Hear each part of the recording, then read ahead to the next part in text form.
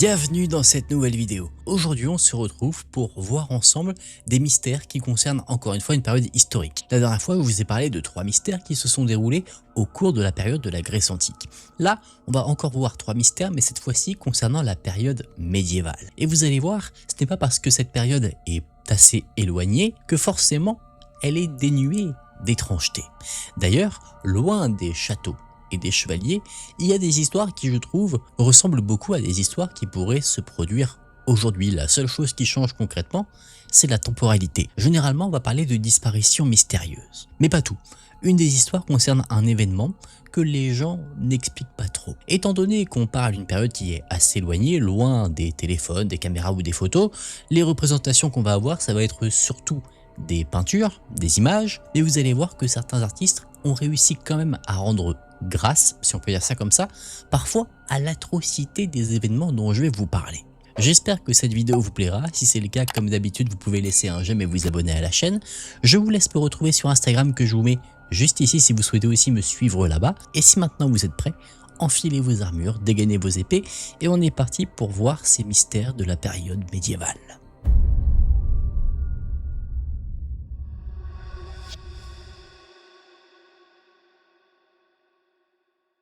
À l'été 1483, 2 enfants vivent dans la tour de Londres. L'aîné a 12 ans, il s'appelle Édouard et en théorie, c'est le roi d'Angleterre. Son petit frère Richard en a 9. Au début, on les voit encore dans les jardins de la tour. Ils jouent et ils tirent à l'arc. De l'extérieur, on pourrait presque croire que tout va bien. Puis les apparitions deviennent plus rares. Les garçons restent davantage à l'intérieur. On les aperçoit de moins en moins, et puis plus rien. À partir d'un certain moment, personne ne peut dire avec certitude avoir revu Édouard V et son frère Richard vivants. Ils ne réapparaîtront jamais. Pas de corps identifié avec certitude, pas de témoins directs de leur mort, pas de documents donnant un ordre d'exécution. Même la date exacte de leur disparition nous échappe. Et pourtant, quelques mois plus tôt, l'un de ces 2 enfants était destiné à régner sur l'Angleterre. Tout commence le 9 avril 1483. Le roi Édouard IV meurt après plus de 20 ans d'un règne marqué par les luttes entre grandes familles anglaises. Il laisse derrière lui plusieurs enfants, dont son fils aîné Édouard, âgé de 12 ans. Après la mort de son père, l'enfant devient donc Édouard V. Enfin, en théorie, parce qu'à 12 ans, il est évidemment trop jeune pour gouverner seul. Son père avait confié la protection du nouveau roi à son propre frère, Richard, duc de Gloucester, l'oncle d'Édouard, le futur Richard III. À ce moment-là, Édouard ne se trouve même pas à Londres. Il vit à Ludlow, entouré notamment de membres de la famille de sa mère, les Woodville. Et ce détail est important, parce qu'à la seconde où Édouard IV meurt, une lutte commence autour du garçon. D'un côté, la famille de sa mère, de l'autre, son oncle Richard. Celui qui contrôle l'enfant contrôle, dans les faits, le futur roi. Édouard prend donc la route de Londres avec son oncle maternel Anthony Woodville et plusieurs proches. Richard de Gloucester vient à leur rencontre. Au début, tout semble normal. Les adultes dînent ensemble, puis le lendemain, Richard agit. Anthony Woodville est arrêté. Richard Grey, demi-frère du jeune roi, est lui aussi arrêté. Édouard proteste, ça ne change rien. Les hommes qui l'accompagnaient sont éloignés et Richard prend personnellement le contrôle de son neveu.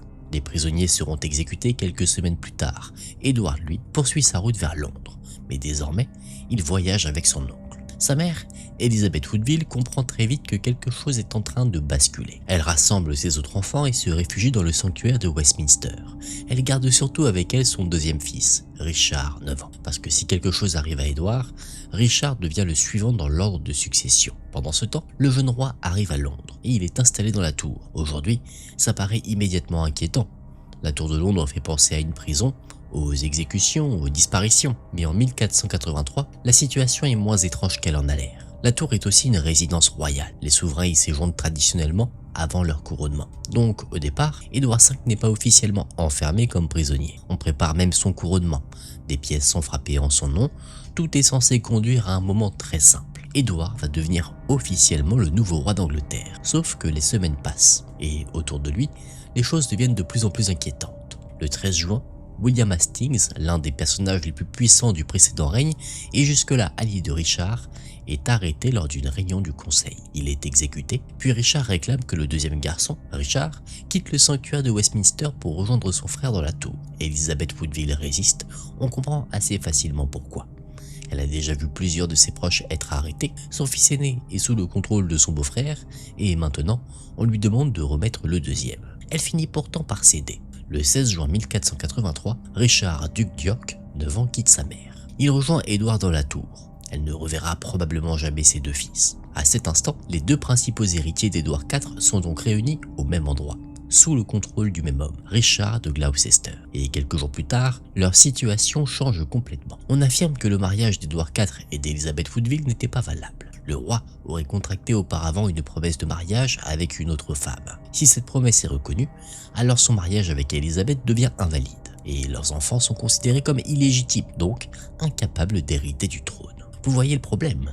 En quelques semaines, Édouard est passé de roi d'Angleterre à enfant dont on conteste soudainement jusqu'au droit de porter la couronne. Son couronnement n'aura jamais lieu. À la place, son oncle accepte le trône. Le 6 juillet 1483, Richard de Gloucester est couronné.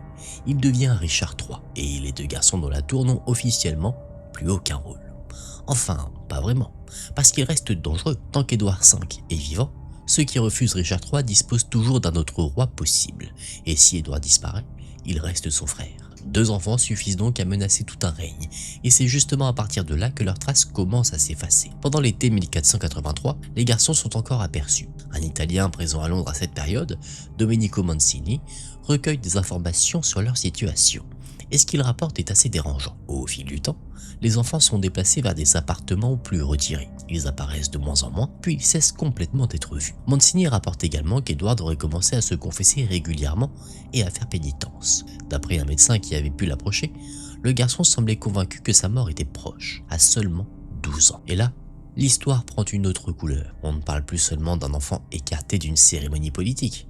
On parle d'un garçon qui semble comprendre que sa situation devient dangereuse. Puis les portes se referment. On ne sait même pas quel jour exactement. C'est probablement l'un des éléments les plus frustrants de toute cette histoire. Il n'existe pas une dernière scène parfaitement documentée. Personne ne nous dit « je les ai vus pour la dernière fois à telle heure, tel jour ». Les deux garçons s'effacent progressivement. Ils sont là, puis on les voit moins. Encore moins, puis plus du tout. À l'automne 1483, des rumeurs circulent déjà sur leur mort. Et forcément, le premier nom qui vient à l'esprit est celui de Richard III. Il avait le pouvoir, il contrôlait la tour. Les enfants représentaient une menace directe pour sa couronne. Et après leur disparition, cette menace n'existait plus. En termes de mobile et d'opportunité, difficile de trouver plus évident. Sauf qu'évident ne veut pas dire prouvé. On n'a jamais retrouvé un ordre signé par Richard demandant de tuer ses neveux. Personne n'a été jugé pour leur meurtre, aucun témoin contemporain fiable ne décrit l'assassinat. Richard n'a jamais reconnu, lui, quoi que ce soit. Et la version la plus célèbre de leur mort apparaît seulement plusieurs décennies plus tard. C'est Thomas More qui donnera l'un des récits les plus détaillés. Selon lui, Richard aurait décidé de se débarrasser des enfants. Deux hommes, Miles Forrest et John Dickton, seraient entrés dans leur chambre pendant la nuit.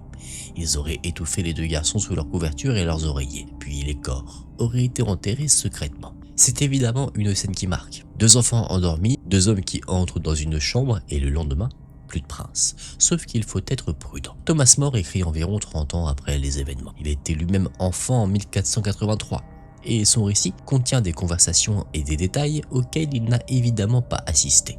Donc, cette version est possible, mais on ne peut pas la considérer comme le témoignage direct du meurtre. Et puis, il existe un autre suspect, Henry Stafford, duc de Buckingham. Au départ, Buckingham est l'un des principaux soutiens de Richard lors de sa prise de pouvoir. Certains ont donc imaginé qu'il aurait pu faire disparaître les garçons de sa propre initiative, peut-être pour servir Richard ou renforcer sa propre position. Sauf que là encore, aucune preuve, et Buckingham se retourne rapidement contre Richard avant d'être capturé, puis exécuté. On se retrouve donc avec beaucoup de mobiles, beaucoup de politique, beaucoup de théories et très peu de certitudes. Même la réaction de Richard III pose question. Lorsque les rumeurs de meurtre commencent à circuler, pourquoi ne montre-t-il pas simplement les garçons, s'ils sont toujours vivants? Les faire apparaître publiquement aurait pu faire taire une partie des accusations, mais il ne le fait pas. Encore une fois, ce n'est pas une preuve, c'est une absence. Une de plus. Et finalement, Richard III règne pendant à peine 2 ans. En août 1485, il est tué à la bataille de Bosworth. Henri Tudor devient Henri VII. Il épouse ensuite Élisabeth d'York, la sœur des deux garçons disparus, mais même après la chute de Richard III, Édouard et Richard ne réapparaissent pas. Et là, forcément, les questions restent. Si Richard les retenait simplement prisonniers, pourquoi ne sont-ils pas retrouvés? S'ils ont été déplacés, où sont-ils? Et s'ils sont morts, où sont leurs corps? Quelques années plus tard, l'affaire va d'ailleurs prendre une tournure assez étrange. En 1491, un jeune homme apparaît en Europe. Il affirme être Richard, duc d'York, le petit frère d'Édouard V, le garçon disparu de la tour. Cet homme sera connu sous le nom de Perkin Warbeck. Son histoire est simple, Édouard aurait été tué, mais lui aurait été épargné. Il aurait réussi à s'enfuir et reviendrait maintenant réclamer ce qui lui appartient. Aujourd'hui, Warbeck est généralement considéré comme un imposteur, mais à l'époque, personne ne peut simplement rire de lui. Des personnages puissants le soutiennent. Marguerite de Bourgogne, sœur d'Édouard IV et donc tante du véritable Richard, le reconnaît même comme son neveu. Le roi Jacques IV d'Écosse le soutient également. Pendant plusieurs années, Henri VII doit donc gérer un homme qui affirme être l'un des enfants disparus et qui réclame la couronne. Warbeck finit par être capturé, il reconnaît être un imposteur et sera exécuté en 1499. Mais son apparition montre quelque chose d'important. Personne n'avait de corps à montrer. Le vide laissé par les princes était tellement grand qu'un homme pouvait apparaître 8 ans plus tard, dire « je suis l'un d'eux » et provoquer une véritable crise politique. Puis l'affaire s'efface peu à peu, pendant presque 200 ans, jusqu'en 1674. Cette année-là, des ouvriers travaillent dans la tour de Londres. Sous un escalier menant à la chapelle de la White Tower, ils découvrent des ossements, des os humains, et surtout, des restes appartenant à 2 jeunes individus. Évidemment, tout le monde pense immédiatement au prince. Le roi Charles II ordonne que les os soient recueillis. Ils sont transférés à Westminster et placés dans une urne de marbre. À partir de là, on présente pratiquement l'affaire comme résolue. Ce seraient Édouard V et Richard, les 2 garçons assassinés dans la tour. Sauf qu'en réalité, on n'en sait rien. En 1933, l'urne est ouverte pour permettre un examen. Les chercheurs confirment qu'il existe bien les restes de 2 jeunes personnes, mais les ossements sont incomplets. Et surtout, rien ne permet d'établir que ces enfants sont réellement Édouard et Richard. Leur identité n'a jamais été démontrée. Aujourd'hui encore, Westminster conserve donc les restes supposés des princes de la tour. Supposés, ce mot change tout, parce qu'après plus de 5 siècles, on revient toujours au même point. 2 garçons entrent dans la tour de Londres en 1483, l'un est roi, l'autre est son héritier, et en quelques semaines, leur oncle prend le pouvoir, les fait déclarer illégitimes et devient lui-même roi. Pendant un temps, les enfants sont encore aperçus, puis ils sont déplacés vers des appartements plus retirés. On les voit moins, encore moins et plus jamais. Richard III avait le moyen le plus évident de les faire disparaître et leur mort servait directement ses intérêts. C'est pour cela qu'il reste le principal suspect. Mais entre probablement et certainement, il reste un gouffre. Buckingham a lui aussi été soupçonné. Un prétendant est apparu plusieurs années plus tard en affirmant être le plus jeune frère. 2 squelettes d'enfants ont été retrouvés sous un escalier presque 2 siècles après les faits. Et malgré tout ça, l'affaire n'a jamais été refermée. Ce qui est le plus dérangeant ici finalement, c'est presque la simplicité de cette disparition. Il n'y a pas de grande scène finale, pas une nuit dont on peut reconstituer chaque mouvement, pas même une date précise à entourer sur un calendrier. Seulement 2 enfants qu'on voit de moins en moins, jusqu'au moment où personne ne les voit plus. Et quelque part, durant l'été ou l'automne 1483, il s'est forcément passé quelque chose derrière les murs de la tour de Londres. Quelqu'un savait. Si les garçons ont été assassinés, quelqu'un a probablement donné un ordre. Des hommes ont forcément su ce qu'on avait fait des corps, mais ils ont emporté ces informations avec eux. Plus de 500 ans plus tard, on ne sait toujours pas avec certitude ce qui est arrivé aux 2 princes de la tour.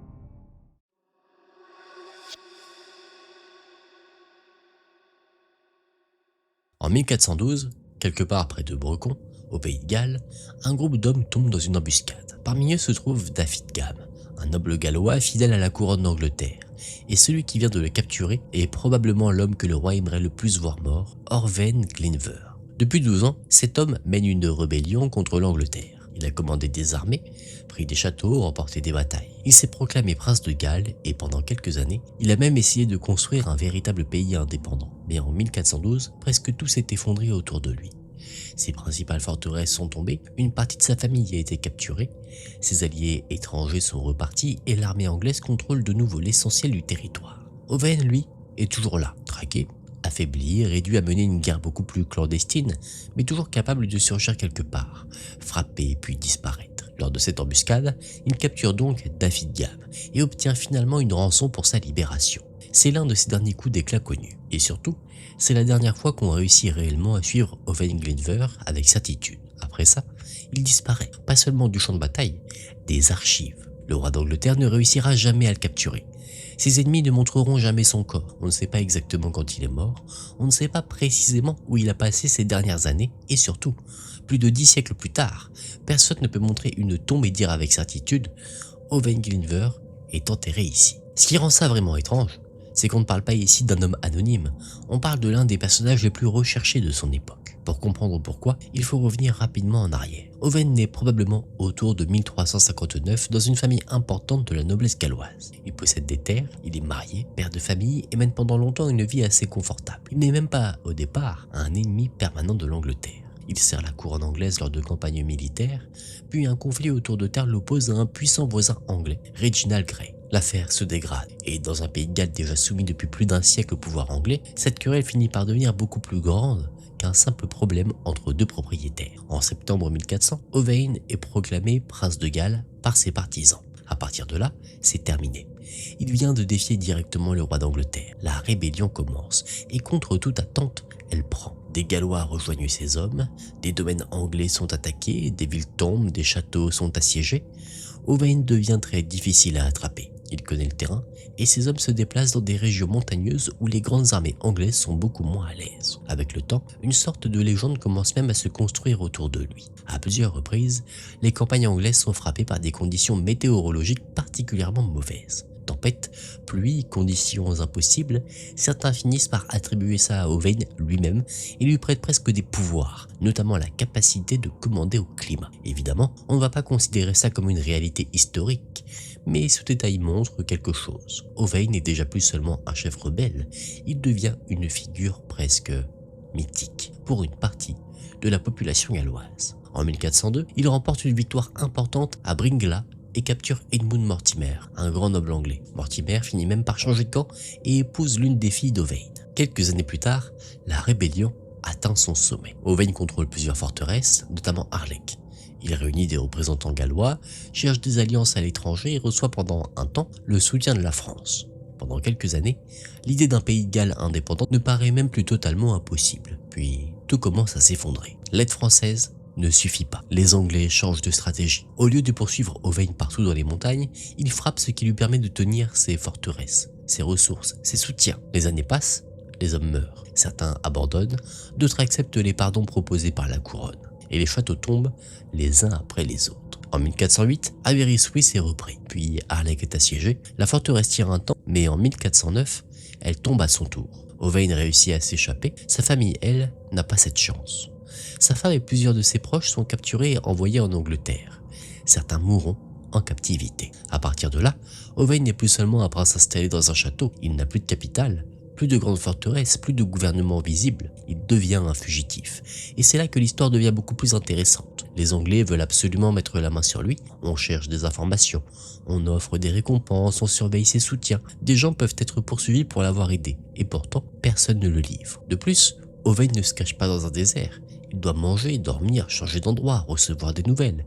Il faut forcément que des gens sachent où il se trouve. Probablement beaucoup plus de monde qu'on ne l'imagine. Et malgré ça, les Anglais n'arrivent pas à le capturer pendant des années. Puis arrive 1412, l'embuscade près de Brecon, la capture de Daffydgam. Owain est encore là, il frappe encore, puis plus rien de vraiment certain. On continue à entendre son nom, des rumeurs circulent, le gouvernement anglais continue à se comporter comme s'il pouvait être vivant et dangereux. Mais on ne possède plus de véritable action permettant de dire ce jour-là, Owain Glyndŵr se trouvait ici. Il sort du récit, sauf qu'il est toujours recherché, il ne se rend pas, il ne quitte pas publiquement le pays, il n'est pas capturé et personne ne montre son corps. En 1413, Henri IV meurt, son fils devient Henri V. Le nouveau roi essaie progressivement d'apaiser la situation au pays de Galles. Il prépare notamment une guerre contre la France et n'a aucun intérêt à conserver une rébellion derrière lui. Des pardons sont proposés, Owain lui-même peut obtenir une forme de réconciliation, et ça aurait pu être sa sortie. Sa révolte est pratiquement terminée, ses châteaux sont perdus, ses proches ont été tués ou emprisonnés, il a plus de 50 ans. Il pourrait abandonner, accepter et revenir officiellement, mais il ne le fait pas. En 1415, encore, des démarches sont entreprises pour essayer de négocier avec lui. Et toujours rien. Pas de réponse publique, pas de reddition, pas de retour. À ce moment-là, on ne sait même plus exactement où chercher. Et c'est autour de cette période que le mystère prend une autre dimension. Un chroniqueur contemporain, Adam Dusk, affirme qu'Owain finit par mourir après plusieurs années de clandestinité. Mais pas comme un ancien prince, pas de cérémonie, pas de tombe publique, pas de cortège. Selon ce récit, Owain aurait été enterré secrètement par ses partisans de nuit. Déjà, ça pose l'ambiance. L'homme le plus recherché du pays de Galles meurt quelque part. Ces derniers fidèles prennent le corps, attendent la nuit et l'enterrent sans monument visible. Mais ce n'est pas fini. La première tombe aurait ensuite été découverte par ses ennemis. Les proches d'Owain seraient alors revenus récupérer le corps, ils l'auraient déterré puis déplacé vers un deuxième lieu, cette fois totalement secret. Et là, on perd définitivement la trace. Si cette histoire est vraie, c'est presque parfait. Les Anglais n'ont jamais réussi à capturer Owain vivant, et lorsqu'ils pensent enfin pouvoir mettre la main sur son corps, le corps disparaît lui aussi, encore une fois. La question évidente, c'est donc, où l'ont-ils emporté? Ça, on ne sait pas. Plusieurs lieux ont été proposés au fil des siècles. Une tradition particulièrement connue mène vers les Herefordshire, de l'autre côté de la frontière galloise. Owain avait des liens familiaux dans cette région, certaines de ses filles y vivaient. Il est donc parfaitement possible qu'il ait passé ces dernières années caché auprès de sa famille. Une tradition l'associe notamment aux environs de Kenchurch. Et cette possibilité est intéressante parce qu'elle est presque ironique.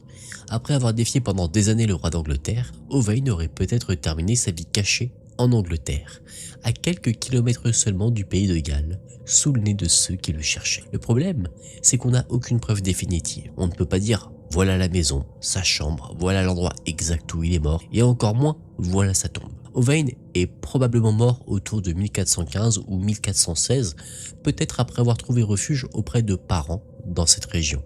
Mais son refuge exact reste inconnu, sa sépulture aussi. Évidemment, ce vide a fini par produire des légendes. Certains racontent qu'Owain aurait vécu beaucoup plus longtemps sous une autre identité. Parfois même comme religieux, d'autres vont encore plus loin. Il ne serait jamais vraiment mort. Ils attendraient, un peu comme le roi Arthur, et reviendraient le jour où le pays Galles aurait besoin de lui. Là évidemment, on entre dans le mythe. Il n'y a aucune raison solide de croire qu'Owain ait vécu secrètement pendant encore des décennies.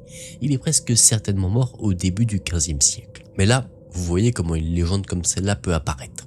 Parce qu'il manque la chose la plus simple, un corps, une tombe officielle, une fin. Si vous voulez prouver qu'un rebelle est mort, vous montrez son cadavre. Au Moyen-Âge, on sait très bien faire ça. On expose une tête, on montre un corps, on annonce officiellement que l'homme recherché ne reviendra plus. Avec Owain, impossible. Les Anglais ne l'ont jamais capturé. Ils ne l'ont pas exécuté, ils n'ont jamais montré son corps. Donc pendant un temps, personne ne peut vraiment savoir. Est-il mort, toujours caché, parti ailleurs, prêt à revenir? Même sa date de mort reste floue. Certaines traditions la placent en 1415, d'autres autour de 1416. Un ancien récit gallois parle simplement de sa disparition. Et ce mot est assez fort, pas tué, pas exécuté, pas mort en bataille, disparu. Il reste quand même un indice. Le fils d'Owain, Maredudd, continue lui aussi à être recherché après la rébellion. Pendant plusieurs années, il refuse les propositions de pardon. Puis, en 1421, il finit par accepter. À ce moment-là, Owain est probablement déjà mort. Parce qu'on imagine difficilement son fils se réconcilier officiellement avec la couronne pendant que son père continue à mener une résistance active quelque part. Donc la grande question n'est probablement pas est-ce qu'Owain a survécu pendant 30 ou 40 ans sous une fausse identité? Très probablement non. Le mystère est plus concret. Où est-il mort? Qui se trouvait auprès de lui? Où l'a-t-on enterré? Et surtout, où est le corps aujourd'hui? Plusieurs endroits ont été proposés. Kenchurch, Bonington Stradale, d'autres sites du Herefordshire, des lieux au pays de Galles, et à chaque fois, on retrouve la même chose. Une tradition familiale, une histoire racontée depuis longtemps, une tombe supposée, un endroit transmis oralement, mais jamais la preuve qui ferme vraiment l'affaire. Aucune inscription incontestable, de tombeau identifié, pas de corps attribué avec certitude à Owain. Rien. Et c'est assez étrange parce qu'en dehors de ça, énormément de choses autour de lui ont survécu. Les châteaux qu'il occupait existent toujours. On peut encore voir Harlech, les traces de sa résidence à Sicart sont connues. Des documents qu'il a envoyés il y a plus de 6 siècles existent encore. On connaît ses batailles, ses ennemis, ses alliances. Pendant plus de 10 ans, on arrive à suivre un homme qui combat l'un des royaumes les plus puissants d'Europe. Et puis, en 1412, le chemin s'arrête. C'est ça qui est dérangeant. Pas que les archives du Moyen-Âge aient des trous, évidemment qu'elles en ont. Mais Owain n'est pas n'importe qui. C'est un homme activement recherché, un chef rebelle, un prétendant au pouvoir, quelqu'un avec une énorme valeur politique. Et malgré ça, les autorités anglaises le perdent complètement.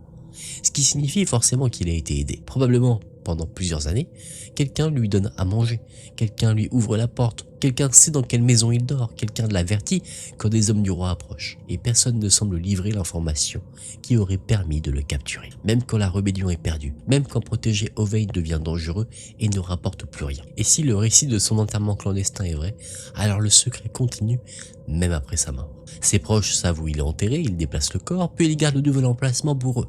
Les années passent, ceux qui savent vieillissent, certains meurent. Peut-être que quelqu'un transmet le secret, peut-être pas, puis un jour la chaîne se casse et l'endroit disparaît. Il ne reste que des histoires. Il serait enterré ici. Ma famille a toujours raconté que c'était là. Il aurait vécu ces dernières années dans cette maison. Et 600 ans plus tard, on en est encore là. Il y a d'ailleurs quelque chose d'assez ironique. Henri IV, l'homme contre lequel Owain s'est révolté, possède une sépulture connue. Henri V aussi. Les rois anglais qu'il a combattus ont leur tombeau, leur monument, leur date. Owain Glyndŵr, lui, n'a rien de tout ça. Et son nom a survécu. Il reste aujourd'hui l'une des grandes figures de l'histoire galloise. Et au fond, sa disparition a probablement beaucoup joué dans la légende.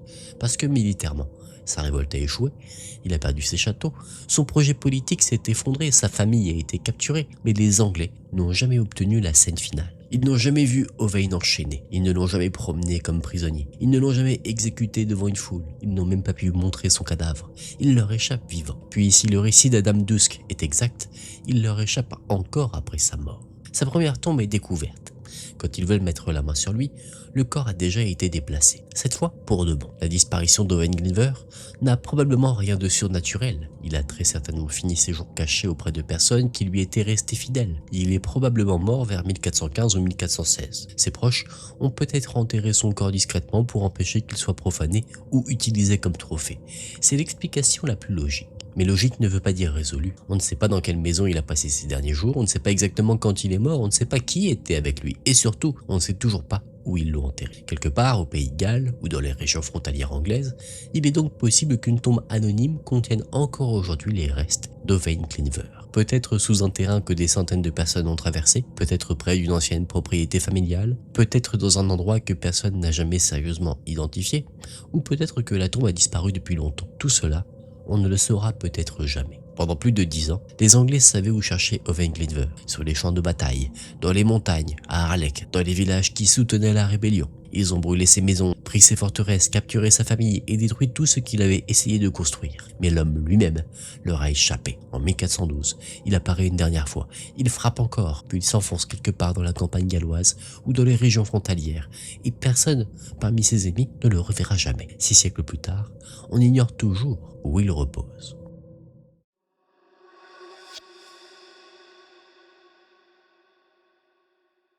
Au printemps 1212, quelque chose d'assez incroyable commence à se produire sur les routes d'Europe. Des groupes de jeunes gens quittent leur village. Certains abandonnent les troupeaux qu'ils gardent, d'autres leur travail ou leur famille. Parfois, malgré l'opposition de leurs parents, ils prennent la croix et se mettent à marcher. Leur destination, du moins pour beaucoup d'entre eux, se trouve à des milliers de kilomètres, Jérusalem. Le plus étrange, c'est qu'aucun roi ne les commande, aucun grand seigneur ne finance l'expédition. Ils n'ont pratiquement aucune expérience militaire et surtout aucun véritable plan pour traverser la Méditerranée. Pour certains, ce problème doit se résoudre autrement, par un miracle. Lorsqu'ils arriveront devant la mer, Dieu ouvrira un passage, comme pour Moïse. Des milliers de personnes auraient participé à ces mouvements, très peu reviendront. Et 8 siècles plus tard, on connaît encore cet événement sous un nom devenu presque légendaire. La croisade des enfants. Sauf qu'il y a un problème. On n'est même plus certain qu'il s'agissait réellement d'une croisade composée d'enfants. Et plus on remonte vers les témoignages proches de 1212, plus l'histoire célèbre commence à se fissurer. Parce que la version qu'on raconte traditionnellement est terrible. Des milliers d'enfants auraient abandonné leurs parents avec la conviction que Dieu les conduirait jusqu'à Jérusalem. Ils auraient traversé l'Europe à pied, atteint la Méditerranée et attendu que les eaux s'ouvrent devant eux. Le miracle ne vient pas. À ce moment-là, des marchands leur auraient proposé de les transporter gratuitement vers la Terre Sainte. Les enfants montent sur plusieurs navires. 2 sombrent pendant une tempête, les autres sont détournés vers l'Afrique du Nord où les passagers sont vendus comme esclaves. Des milliers d'enfants disparaissent. C'est une histoire extrêmement forte. Le problème, c'est qu'on ne peut pas la raconter comme une certitude historique. En réalité, ce qui s'est passé en 1212 semble avoir été beaucoup plus désordonné. Il n'y aurait même pas eu une seule croisade d'enfants, mais au moins 2 grands mouvements différents. L'un en France, l'autre dans les territoires germaniques. Et avec le temps, les 2 histoires vont commencer à se mélanger. Pour comprendre pourquoi autant de personnes ont pu se mettre en marche, il suffit de retenir une chose sur l'Europe de cette époque. Depuis plus d'1 siècle, les croisades occupent une place immense dans les esprits. Les grandes armées chrétiennes ont essayé de reprendre Jérusalem, des rois sont partis, des chevaliers sont partis, des milliers d'hommes sont morts. Et pourtant, Jérusalem reste hors de leur contrôle. Alors une idée étrange commence à prendre forme. Peut-être que les puissants ont justement échoué parce qu'ils sont puissants. Peut-être que Dieu ne veut plus des armées, des rois et des chevaliers. Peut-être qu'il choisira les plus pauvres, les plus humbles, ceux qui n'ont rien. Et là apparaît un détail qui change énormément notre compréhension de toute l'histoire. Dans les chroniques médiévales, les participants sont souvent désignés par le mot latin pueri.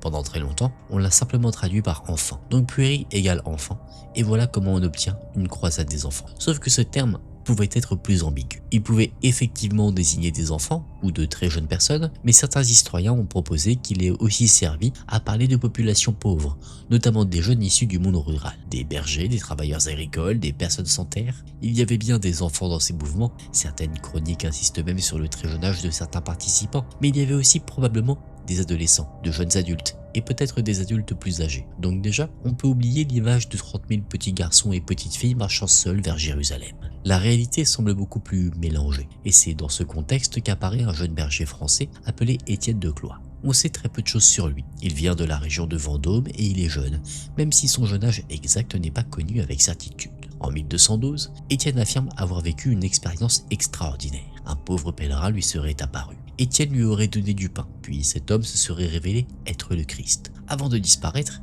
il lui aurait confié des lettres destinées au roi de France, Philippe Auguste. Étienne prend donc la route. On pourrait penser qu'un jeune berger affirmant posséder une lettre donnée par le Christ va simplement être ignoré, sauf que pas du tout. Des gens commencent à le rejoindre, puis d'autres, puis encore d'autres. En quelques semaines, Étienne devient le centre d'un mouvement populaire suffisamment important pour attirer l'attention des chroniqueurs. Certains parlent de milliers de participants, un chiffre de 30 000 apparaît même dans certains récits. Mais il faut clairement le prendre avec beaucoup de prudence. Ce qui compte, c'est qu'une foule réelle se forme autour de lui. Et cette foule se dirige vers Saint-Denis, près de Paris où se trouve le roi. Imaginez cette scène. Un jeune berger arrive en affirmant qu'il transporte un message du Christ. Derrière lui, une immense foule de jeunes gens et de pauvres galvanisés par une conviction religieuse. Le roi ne peut pas complètement ignorer ça. Philippe Auguste demande conseil, puis sa décision tombe. Le mouvement doit s'arrêter. Les participants doivent rentrer chez eux. Et d'après les témoignages proches des événements, c'est globalement ce qui se produit. La foule se disperse, l'autorité d'Étienne s'effondre, puis Étienne lui-même disparaît des sources fiables. Et ça déjà, c'est assez étrange. Pendant quelques semaines, ce garçon avait rassemblé suffisamment de monde pour arriver devant le roi de France, puis plus rien. On ne sait pas précisément ce qu'il devient, et surtout, dans les témoignages les plus proches de 1212, son histoire semble essentiellement s'arrêter là. Ce détail est important parce que dans la version devenue célèbre, Étienne continue sa route jusqu'à Marseille avec des milliers d'enfants. C'est là qu'il attendrait que la Méditerranée s'ouvre, puis qu'il embarquerait sur les fameux navires. Sauf que les premières sources ne racontent pas cette suite. Pendant que le mouvement français se désagrège, un autre apparaît plusieurs centaines de kilomètres plus à l'est. Et celui-là va réellement atteindre la Méditerranée. Son chef s'appelle Nicolas de Cologne. Lui aussi est jeune, lui aussi affirme agir selon la volonté de Dieu.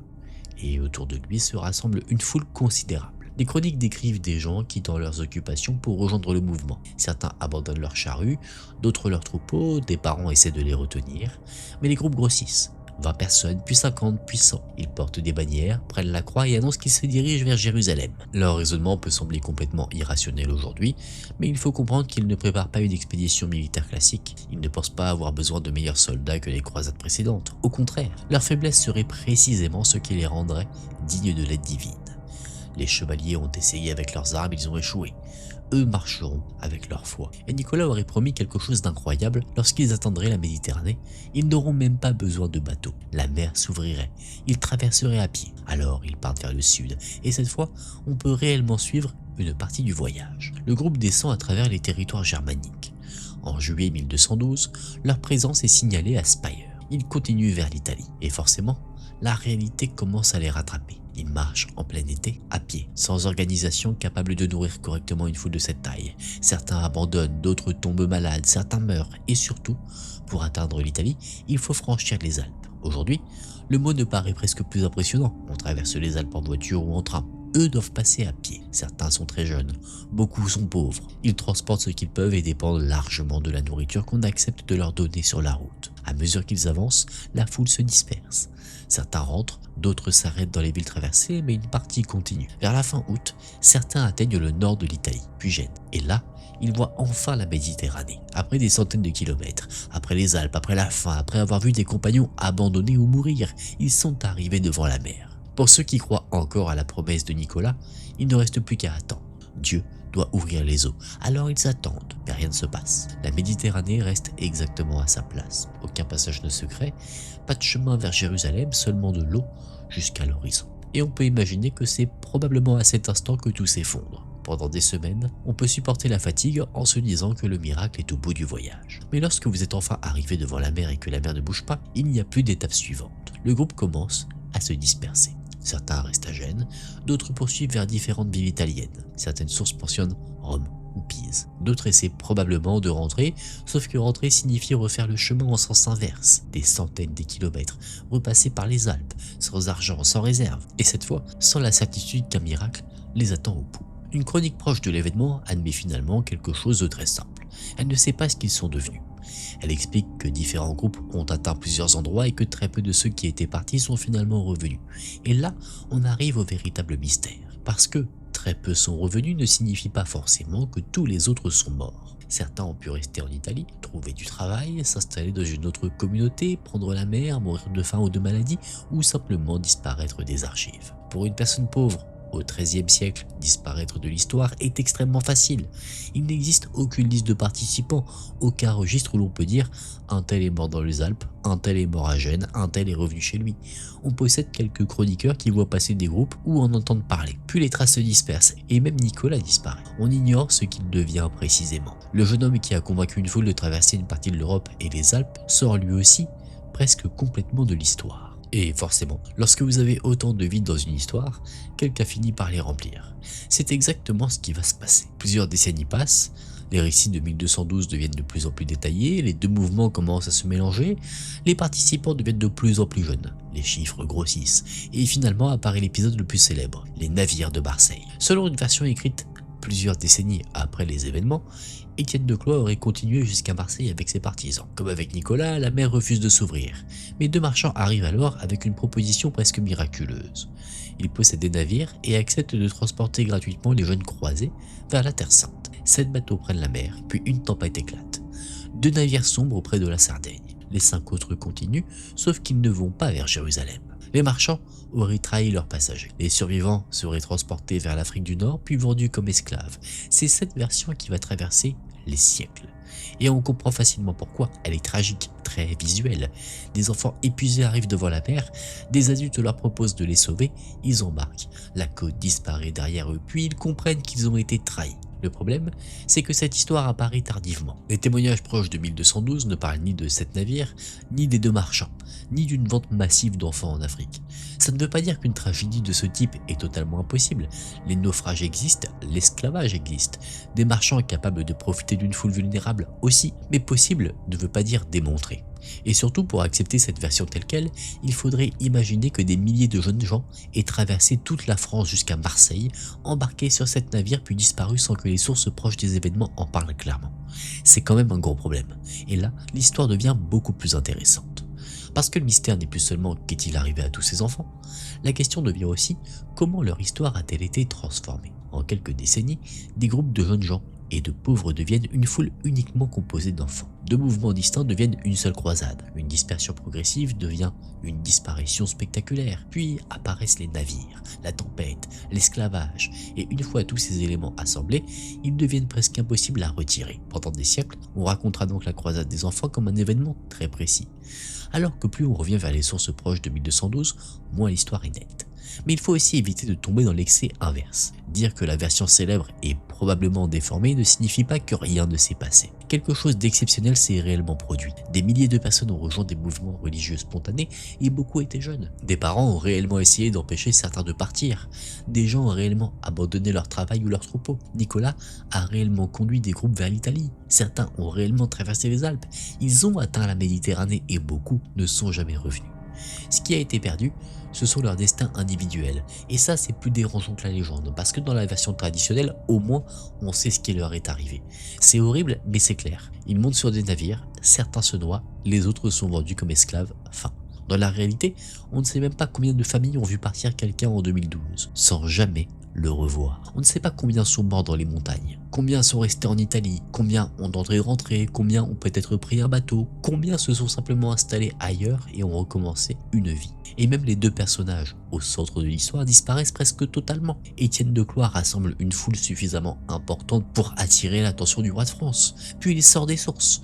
Nicolas conduit des hommes et des jeunes gens jusqu'en Italie, puis on ne sait plus vraiment ce qu'il devient. On connaît mieux la légende qu'ils ont créée que leur propre vie. Et il y a un moment que je trouve particulièrement étrange à imaginer. Nicolas arrive devant la Méditerranée. Pendant des semaines, il a dit aux autres de continuer. Dieu nous conduira, la mer s'ouvrira, et ils l'ont cru.